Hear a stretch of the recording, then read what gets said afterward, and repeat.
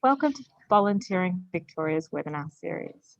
I'd like to acknowledge and pay my respects to the traditional custodians of the land where I'm sitting today, the Wurundjeri people of the Kulin Nation, and pay my respects to elders past, present and emerging.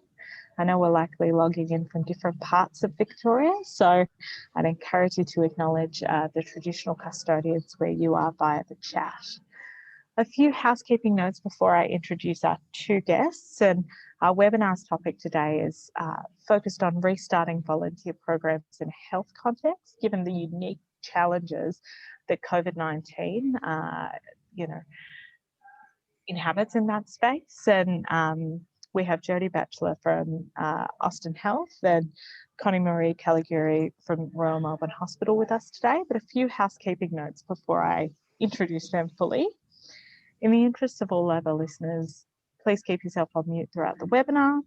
You can raise questions for our two presenters, which we will address at the end of the webinar. And you can do that via the public chat box or the Q&A box at the bottom of the screen. This webinar will be available within a couple of days to stream on Volunteering Victoria's website. So without further ado, let me introduce my two guests, Jodie and Connie. So Jodie is currently the Manager of Volunteer Engagement, acting at Austin Health. Prior to this, she was a proud member of the volunteering engagement team at Lord Smith, moving from animal health to human health in August 2020. A passionate leader of volunteers, Jodie loves to soak up experiences and learnings from her peers in the sector. She is focused on supporting effective, vibrant volunteer programs which deliver positive and engaging experiences for volunteers, which makes a positive impact on the experience of patients in the care of Austin Health. Welcome, Jodie. So our next presenter is Connie Marie Caligari. Connie joined the Royal Melbourne Hospital as a volunteer coordinator at the end of 2019, overseeing almost 400 volunteers across various sites, including the City and Royal Park campuses, residential aged care, and Northwestern mental health hubs. Prior to joining the Royal Melbourne, Connie spent a year working at a not-for-profit children's education charity and 3 years working in community development and residential aged care. Together, these two impactful experiences led her to volunteer management, with just shy of 5 years' experience in the volunteering sector and 2 questionable university degrees. Connie is an active member of VB's SIGS and CPD program and takes every learning opportunity she can get to better establish herself in the field and learn from the wonderful minds out there. So welcome, Jodie and Connie. Thanks for being here. Thank you. Sarah. Thanks, Sarah. So, like with all of our webinars, we are going to start off very gently and just ask you guys to tell us a little bit about yourself and your role. So Jodie, we'll start with you. Great. Thank you so much, Sarah. So I've been involved in volunteer leadership for around about a decade now, with the last, 5 or so years in direct volunteer management roles. And as you mentioned in the intro, I recently moved roles during the second big COVID lockdown. So I moved from an animal hospital to a human hospital. And then a few months after that, I was actually fortunate enough to secure this 12-month role as Manager of Volunteer Engagement, which is awesome and scary and challenging and exhilarating all at once. And I think for me, this year is all about learning and developing as much as I can with the opportunities that I have. And I feel incredibly fortunate to be in this position. Fantastic. And so, Connie, I'll get you to tell us just a little bit about yourself and your role. Yeah, sure. So I'm one of 2 volunteer coordinators here at the Royal Melbourne Hospital. And along with my colleague Keisha, who I believe is watching or listening, I should say, we oversee just shy of 400 volunteers. Here at the RMH, the volunteer service falls under the Quality Improvement and Patient Experience banner. Our volunteers are based not only at the City campus, which is acute care, but also our Royal Park campus, which is subacute care, 4 residential aged care facilities, and a few of our Northwestern mental health sites, which are spread across Melbourne. Our volunteers participate in over 20 different programs, and 4 of which are remote, and they provide support to patients, carers, visitors, and staff. In my role, basically, I recruit, onboard, place and support volunteers across the organisation, ensuring that our service not only helps to improve the patient experience, but also the overall flow of the hospital. And as Jody said, so grateful to be supporting a healthcare service. Absolutely, absolutely. It's an incredible time to be involved in a healthcare service, and you know, the unique context of being in a healthcare service currently Yeah. is some of what we will talk about today. Now, I have been going on about this since the cows are coming home, but I think we all have such unique journeys into volunteer management that I always do like to talk a little bit about how people got involved or found volunteer management. And Jodie, I'll go to you first. Okay, thank you. Well, I guess like so many leaders, I actually kind of fell into the role. So I'd worked at Lord Smith for about a decade, and some of my responsibilities in that role there were around supervising and guiding volunteers, working alongside them. And I guess these were some of my favourite bits. Well, actually, no, I lie. The animals were my favourite bits, to be honest, and then the volunteers. But an opportunity came up for a month's secondment into the volunteer engagement team at Lord Smith, and I managed to secure that. I thought that would be a great opportunity to experience something different. And then after working alongside Christine Stankowski and Megan Nutbean, who were running the volunteer engagement team, I decided that I really didn't want to go back. So that secondment led to around 4 to 5 years in that role, and I loved it. I really, really loved it. I feel that I had an incredible team with incredible women, and I was so fortunate to have incredible mentors. And yeah, I just feel super lucky, and that's sort of my my way of getting into volunteer leadership. Fantastic. And yes, fallen into it. I should probably start doing an unofficial survey and start publishing statistics. But Yeah. Connie, I believe you might have also happily fallen. I sound like a broken record. Yes. I happily fell into volunteer management as well.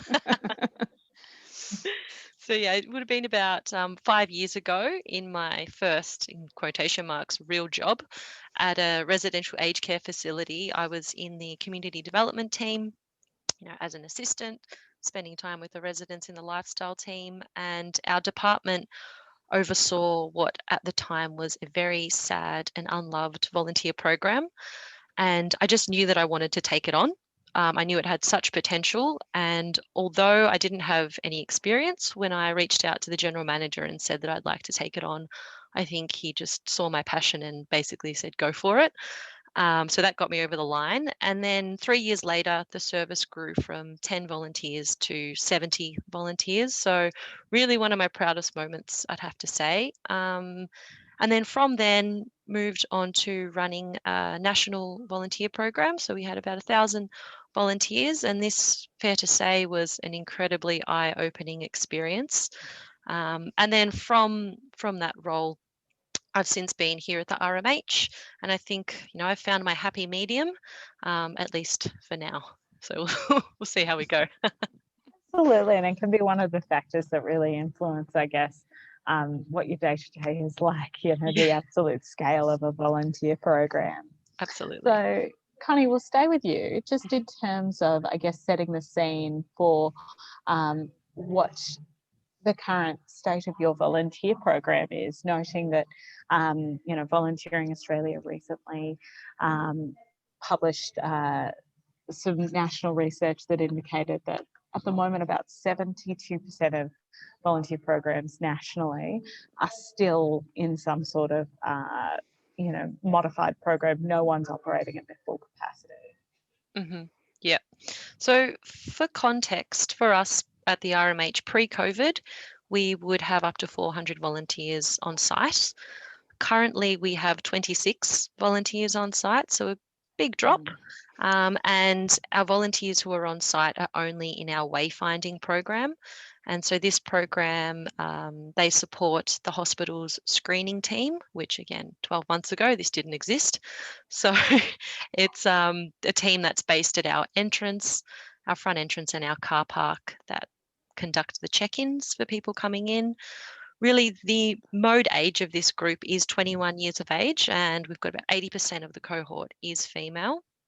Alongside our on-site volunteers, we do have 4 remote programs running. So we have a Project Twiddles, which is craft-based program, a letter writing and virtual volunteering program in one of our aged care facilities, and most recently an ad hoc flower delivery program.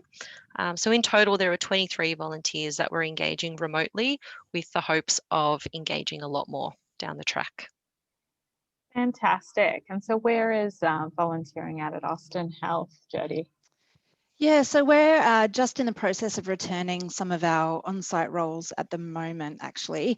It's super exciting, but it's also really tricky as Austin Health is quite risk averse, like totally they should be. But it means that we're working to return roles that, whilst they have an incredible positive impact on the patient experience, they can be seen as risky by, you know, the powers that be. So roles like pet therapy, for example, but we've worked on adjusting the role requirements and where that service is being delivered. So that used to be kind of like a bedside service, and now we're moving it to an outside space in order to have it returned. The majority of our volunteer workforce are aged sort of in their 60s, with many actually being in that 70 to 90 age range. So we have quite a, I guess you'd say, a riskier majority. But they are so amazing and they're so passionate, and volunteering at Austin Health means the world to so many of them, and it helps to keep them connected socially. So we need to make sure that they're informed and continue to feel connected, and that's been a big part of my role. They're all so desperate to return, but we do have some remote roles that have continued, but yeah, just in the process of returning our volunteers on site. Normally we have about 500 volunteers. We certainly don't have 500 volunteers on site at the moment. Absolutely, and you both have kind of touched on it, I guess, but you know, to really spell it out, from the sounds of things, you have very restricted programs that are returning on site, and then you're developing new remote roles. Yeah. Yes. Fantastic. So I guess where you aren't restarting your volunteer program on site, how are you planning to actually keep teams positively engaged with the volunteer program? And you've sort of alluded a little bit to it there, Jodie, so I'll just flip back to you. Thank you. So we have moved some volunteers into remote roles, such as our Volunteering Victoria award-winning telehealth volunteer support role. So yeah, engagement is really key, and that sort of constant connection. So if we aren't sort of restarting the volunteer role on site, and we're trying to keep these teams engaged with people who are so passionate about what they're doing, we've been doing lots of weekly Zoom catch-ups, which are so much fun, regular newsletters, like frequent updates, reaching out, checking in with people, texting sometimes, basically just letting people know that we're thinking of them. And that is really important. That relationship and that interaction is key to retention, I believe, and volunteers knowing that they're not forgotten and that they are a core part of our organisation. 100%. And how about you, Connie? How have you started to try and keep people engaged? Yep, second everything that Jodie said. We've tried to maintain, some element of consistency within the service in, what's been over a year of complete unknown. So by consistently sending out our monthly bulletin, which we're very conscious of ensuring it's jam-packed with all the happenings of the hospital, that's been really appreciated by the volunteers, especially those who have been here for 20 plus years. For them, that connection of knowing what's going on, the whole vaccination rollout, that in itself was a huge monumental thing for the hospital. So the volunteers still feel a part of that, which is great. Earlier on in the pandemic, we were doing regular phone calls. This has now dropped to an ad hoc basis. Every now and then a volunteer might pop in because they've got an appointment. So always nice to say a quick hello.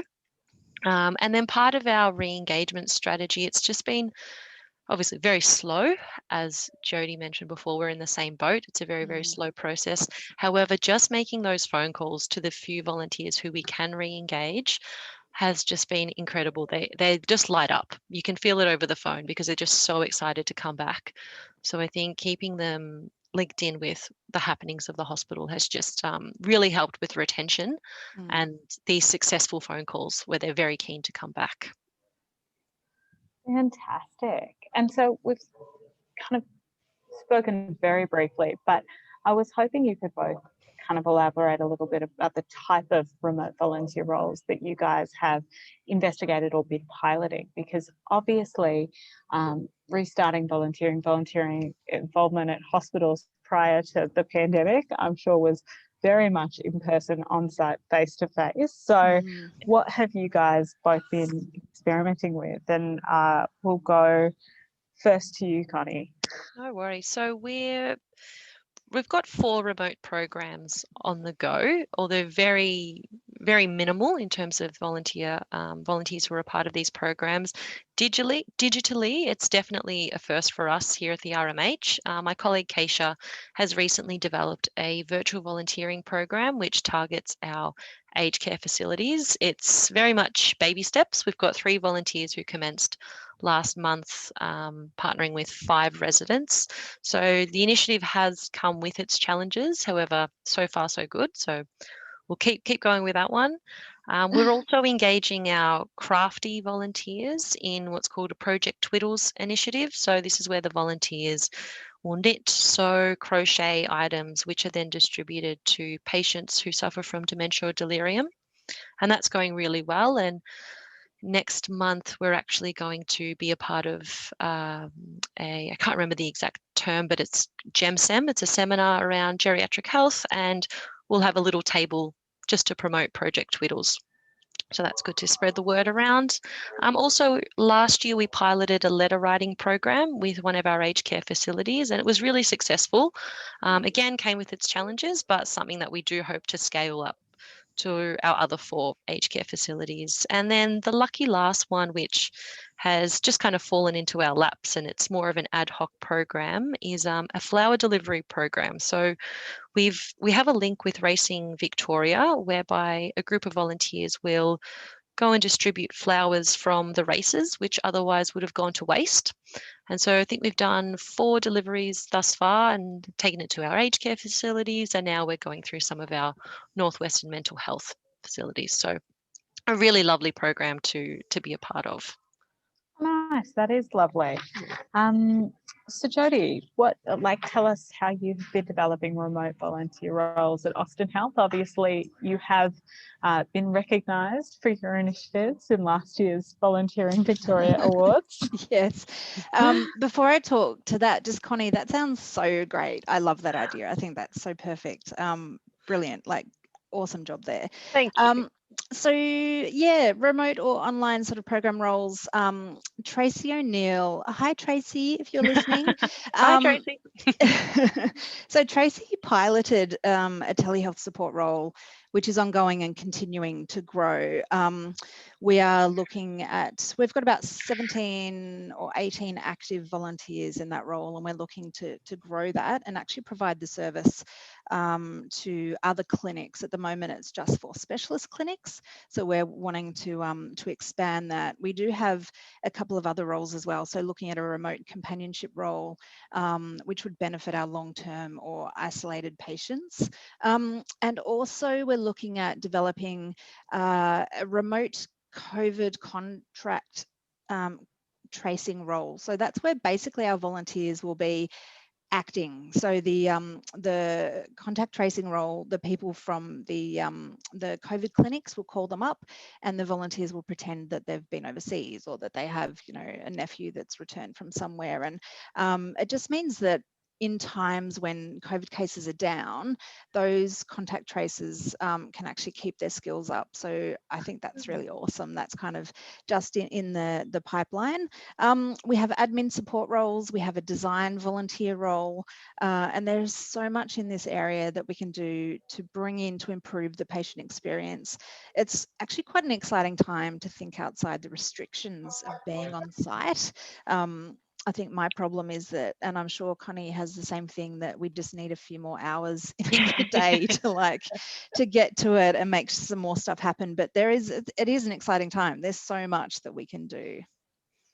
Absolutely. And thinking, just a couple of different examples of remote engagement that you guys have spoken to is phenomenal. And definitely, I imagine, was not on the radar No. prior to the pandemic.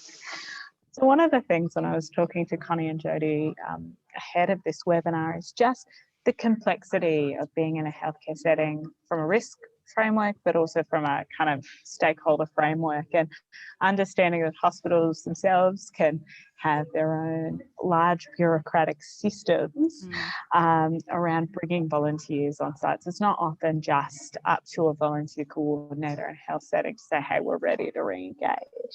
And so I guess I wanted to understand from both of you what, your major stakeholders are in terms of bringing volunteers on site. And Jodie will come back to you because some of that infrastructure may actually have changed since COVID. Right, absolutely. And also I think with me, pretty much as a newbie at Austin Health. So there were quite a few people that I needed to get to know and to really connect with that were and are major stakeholders in relation to bringing volunteers back on site. So at one point I had 2 directors. That was pretty interesting. And our program is being moved across to another department. So that's totally super fun. But I do love my director, so it's pretty great. But it's for me about getting their backing and their trust. And that's a really big step in, I guess, moving forward. There are a number of committees at Austin, so many. There's workforce planning groups, COVID planning groups, infection control committees. Sometimes I actually get lost in who does what. But basically, it's the exec who give the approval for returning volunteer roles. I always think that the exec sounds like some kind of secret cult group. But they're the ones to do the final sign off. But I do find that really interesting in this role and being a hospital role with all this kind of bureaucracy and all these different layers of management, because in my previous role, I was so used to working up a program or updates to a program and think, this is great, it's looking good, I'm happy with that. Off we go, start recruiting or implementing the changes. And now I'm needing to get used to sort of writing proposals and sending them off sort of into the ether, and they somehow, I guess, make their way up the chain to the exec, and then they somehow make their way back down to me with an answer. So it's all quite mystical and magical, but I'm sort of enjoying that space. And this is where, for me, it's really important to make sure that my director is really on my side, the side of the volunteers. And I feel pretty lucky in that they are fabulous advocates. So yeah, that they're definitely one of my sort of key stakeholders. Fantastic. And yes, the context is so different, and sometimes it does feel like a bit of magical ether. How about you, Connie? Yeah, and I thought when I was thinking about this question, I actually wrote down our line, our chain. So I'm going to read it out because I love it. So the volunteer coordinators report to the community engagement manager, who reports to the patient experience manager, who reports to the transformation and quality director, who reports to the strategy, quality and improvement exec director, who then reports to the chief executive.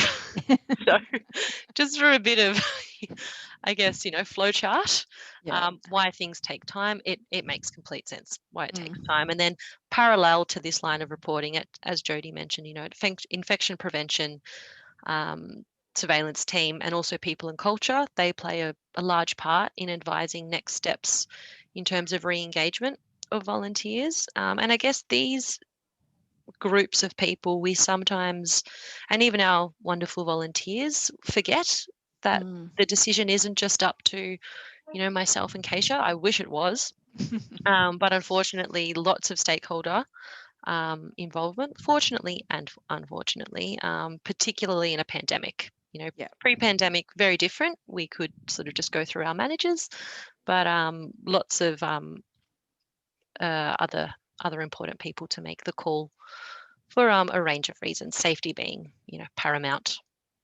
And even just on that, Connie, it's kind of interesting, and I'm wondering if you have this as well. Sometimes it's not clear who actually is responsible for which little piece of sort of information. And so it's like you're going on a treasure hunt, saying, Absolutely. calling people and emailing people, and they're like, no, I don't think it's me, maybe try these people over here. And sometimes it takes like, you know, half a day just to find out who you actually need to send the information to. So Or you just send it to all and hope for the best. Right. And hope you get a response. Yes. 100%.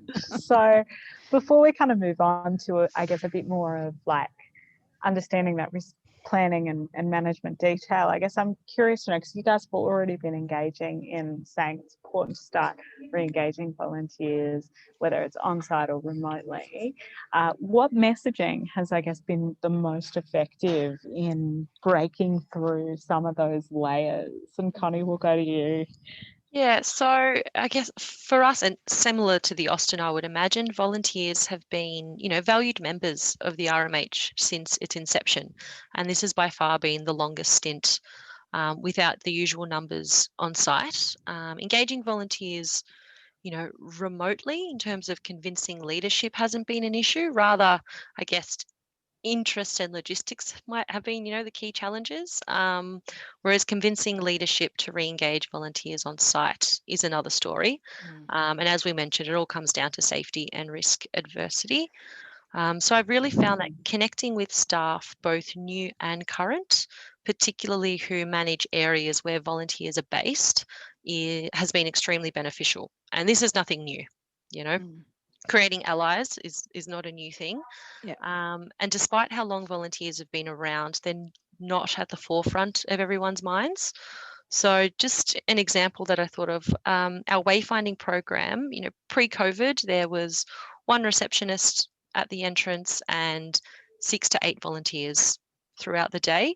Then during peak COVID, we had one receptionist, then about 4 to 6 staff, and a maximum of 2 volunteers on at a time, and sometimes no volunteers. And the staff really felt the flow of the hospital shift when volunteers weren't on site. So then this led to conversations between myself, between these managers, leadership, just about the importance of volunteer presence, particularly in this space.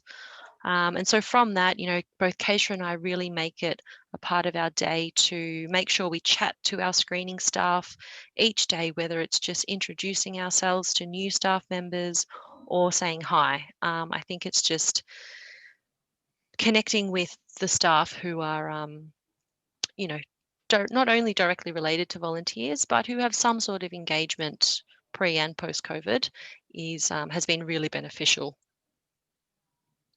Absolutely. And so, Jodie, what sort of messages have you been using? Have they been quite similar? Yeah, look, they have been similar. I mean, I guess I have a little philosophy in my head that I walk around with, and that is that volunteers at Austin Health are the difference between a good experience for patients and families and a great one. And I just think that's my truth, and that's kind of I just walk around with that in my mind. But I think the value of re-engaging volunteers is obvious to them. Like, they can literally see the need. It's kind of what Connie was talking to before. Like, they see it in the patients who walk into Austin Health, who look completely lost, who interrupt staff because they don't know where they're going, where normally our guides will be there to sort of show them the way. So it's obvious in that way. But some other things we've started to do a bit more of is adding some more stats into our volunteer newsletter, which also goes to staff as well. And especially during COVID, stating what our team have been up to and the positive impact for patients, and sharing stories and sharing feedback from volunteers with some select staff. Like, I've kind of identified, same as Connie, like people who are working with the volunteers who also might have a bit of weight behind what they say. So making sure to give them insight into who our volunteers are. I also joined, I applied and got accepted to the Diversity and Inclusion Committee in order to be a spokesperson for our volunteers. And that meeting group has people across different levels of management in it. So great platform to utilize for, you know, showing the value of volunteers and making sure that that is a constant in all of the communications and all the conversations that we have. It's so important, Jodie. It's not Mm. always just the messaging. It is, in fact, the spaces that you can get that messaging into. And Right. I, in previous lifetimes and roles, absolutely joined every committee possible, Yeah. including the Christmas planning committee, party Yeah. planning committee, just to make sure our volunteers were included. Yeah.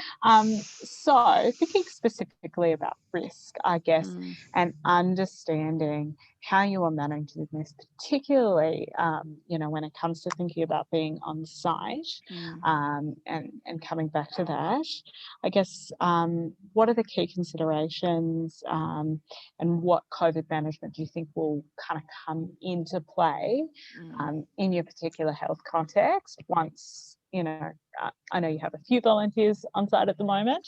Connie, did you want to start off? Oh, yeah. So I guess for us, social distancing is probably our biggest issue. The hospital, although it seems huge, it's not very spacious, and it's constant foot traffic.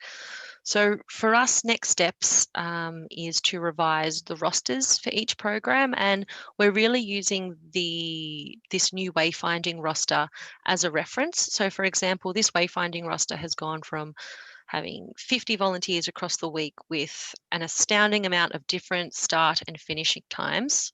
I couldn't even keep up with it, to be honest, to now 3 4-hour shifts across the day. And it's really reduced unnecessary crossover, and it's proven to be much more efficient as well. So really using that as our basis for future roster reviews.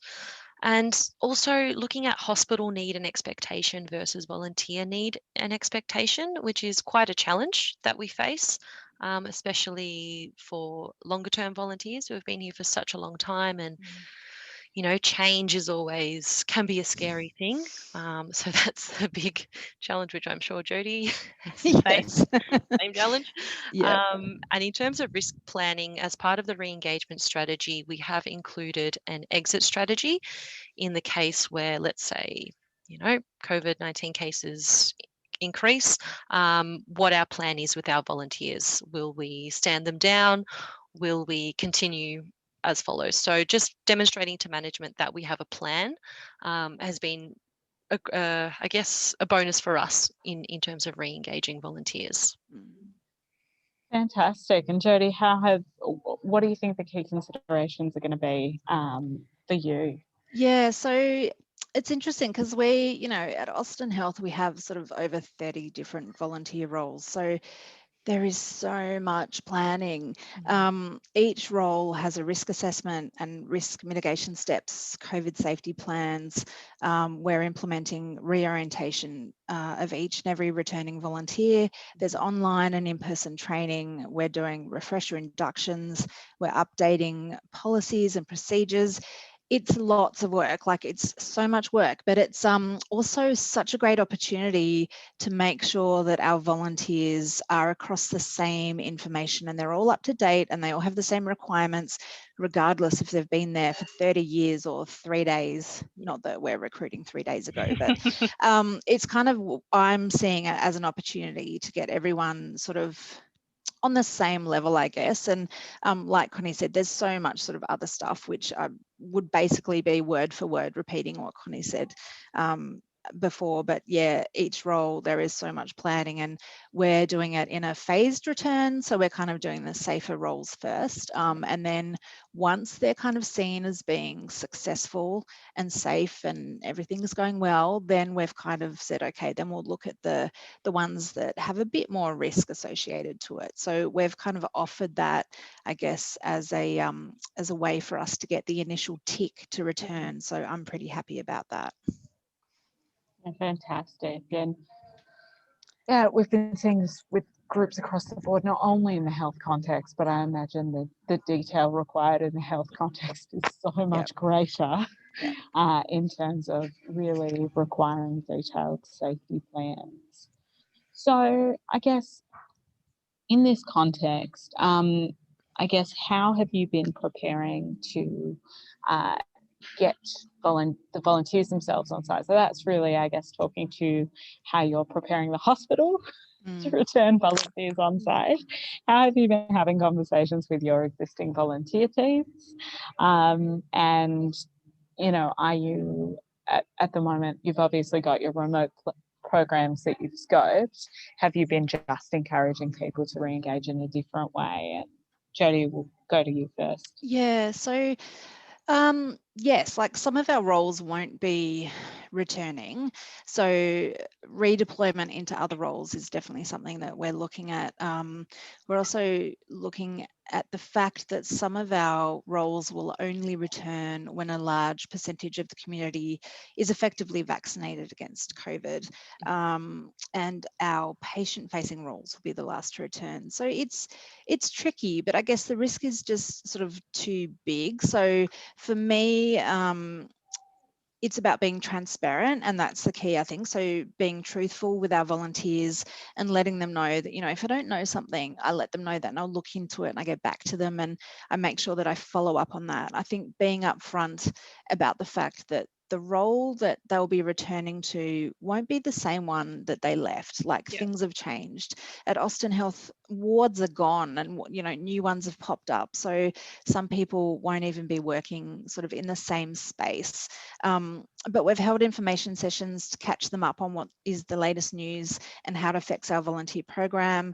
As mentioned before, we've offered sort of redeployment into other roles, but also giving them the option that it's okay if they decide not to return or if they want to take some time, if they're a bit unsure. I just think that it's really important to make sure that we are actively supporting them in whatever decision they make. Yeah. Yeah, 100%. How about you, Connie? Yeah, very, very similar.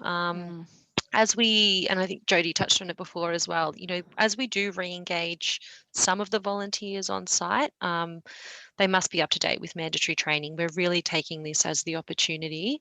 You know, you can't return unless you're up to date. And also we've reviewed role descriptions, updated our volunteer agreement. So getting them to read these, make sure they understand, sign them, so that documentation wise, we are up to date. And currently we are only able to return volunteers who are considered low risk. So between Keisha and myself, this has really been a targeted approach via phone call and email. Unfortunately, no word yet regarding our volunteers who are considered high risk. And this has been a bit of a challenge to navigate, as most of these volunteers are the ones that have been here for years and years and miss it terribly.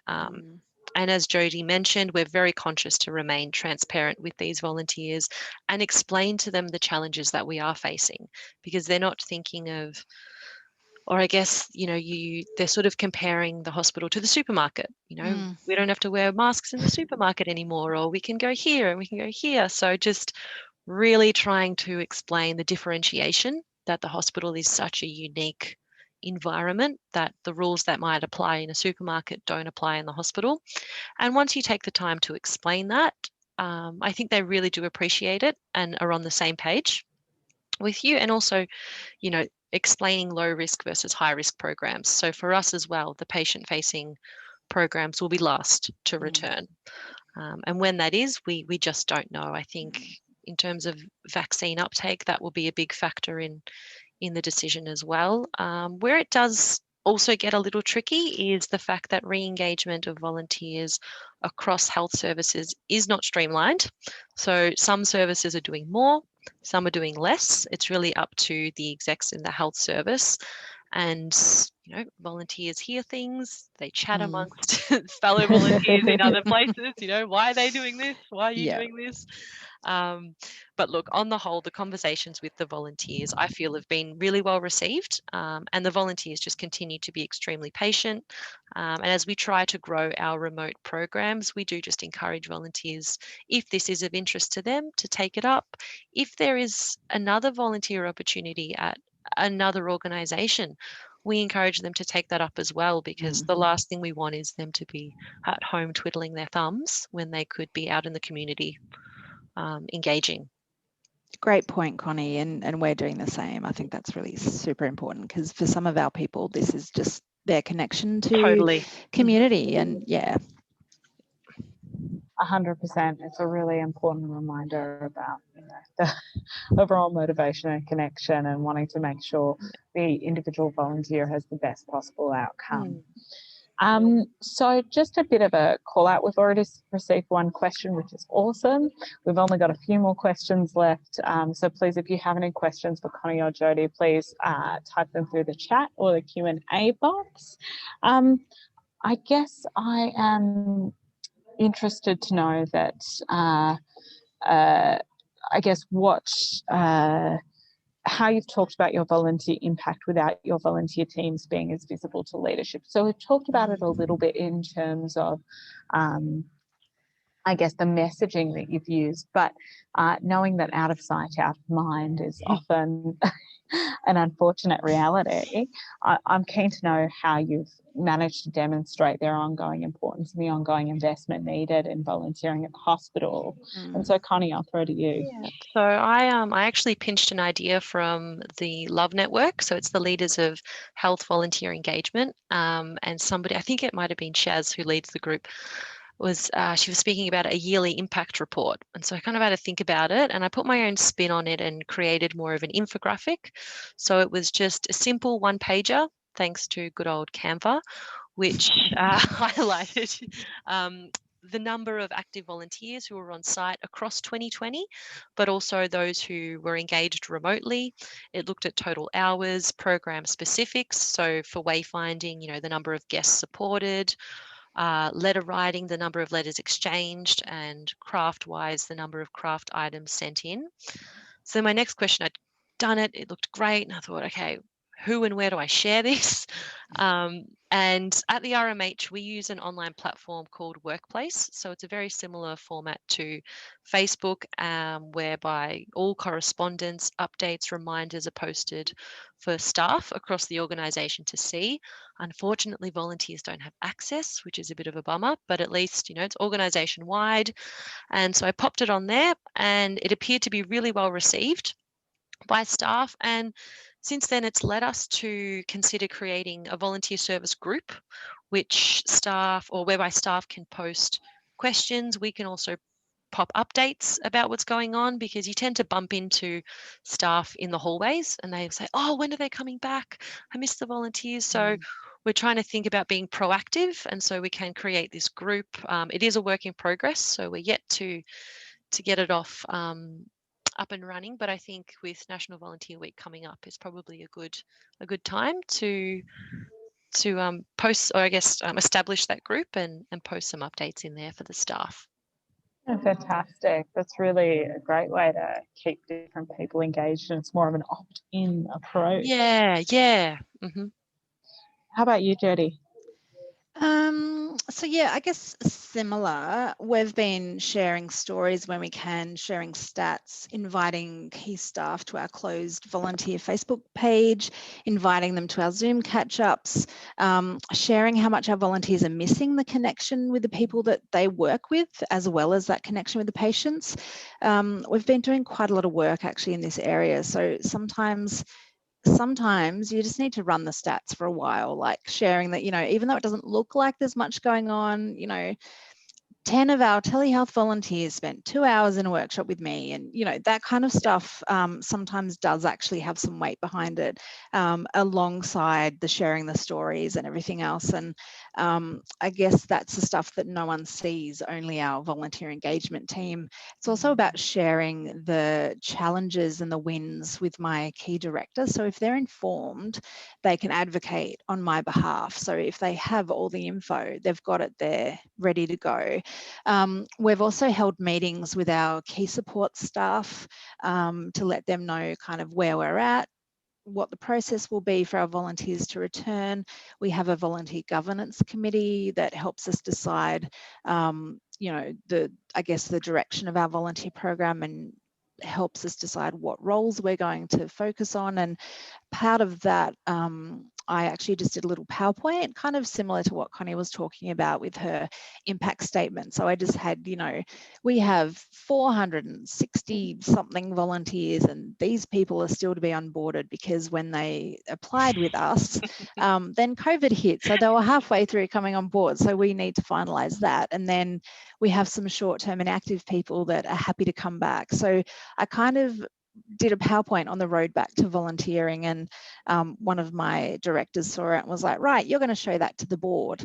And so I think that that's a really great way to get our, our volunteers visible to leadership. And that's something that I'm quite, well, terrified, to be honest, but also quite excited about, because sometimes just seeing those stats and hearing the stories of the impact is what, I guess pushes it to a positive for leadership. So yeah.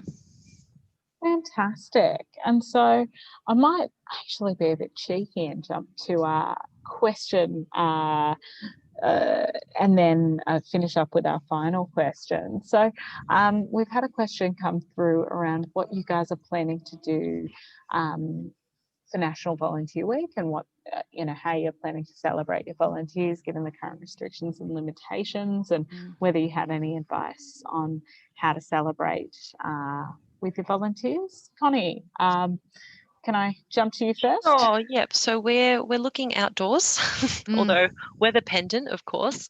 But it was a tricky one, because what we usually do is invite the volunteers here on site. We book a room, have a bit of a morning tea, invite some of the volunteer supervisors. Our chief executive will usually come down as well. So we've got to tweak it a little bit, because we can't have that number of volunteers on site. So we are looking for a nearby location outdoors, and we'll just keep it to an hour. Afternoon tea. We are sending out, we've just ordered our badges. So we will be posting out our Volunteering Victoria badges out to all the volunteers, along with a certificate of appreciation, and just a letter from us. So we still want to acknowledge all the volunteers, but keep it simple and within COVID safe practices.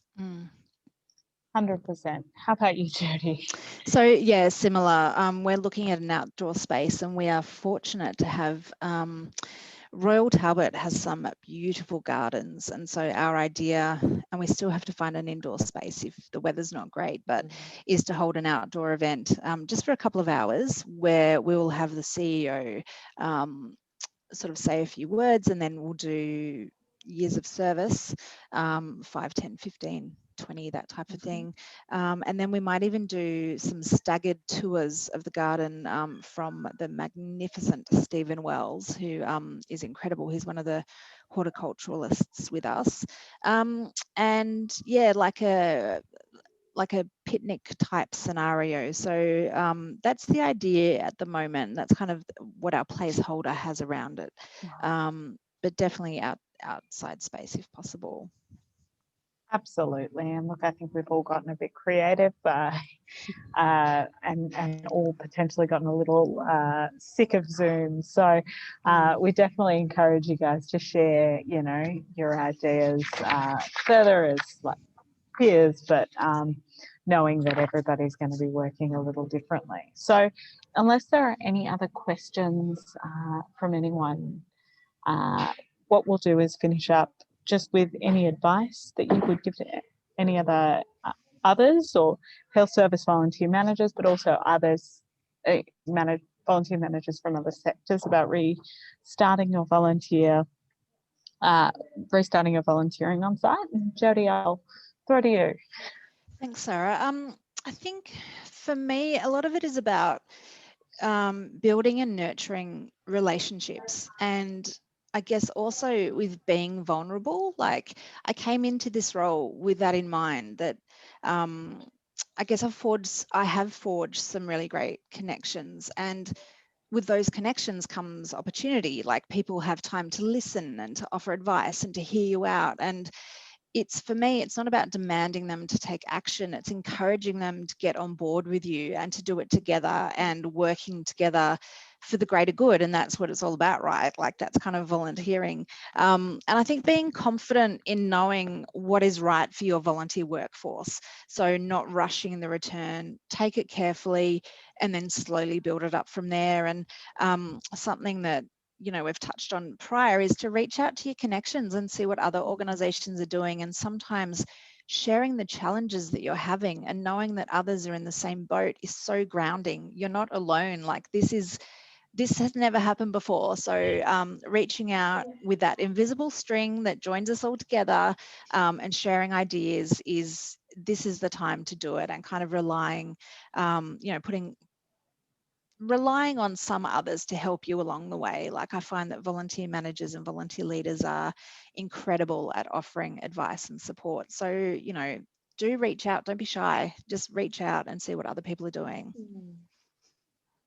Fantastic. Great advice. Connie, do you have any words of wisdom?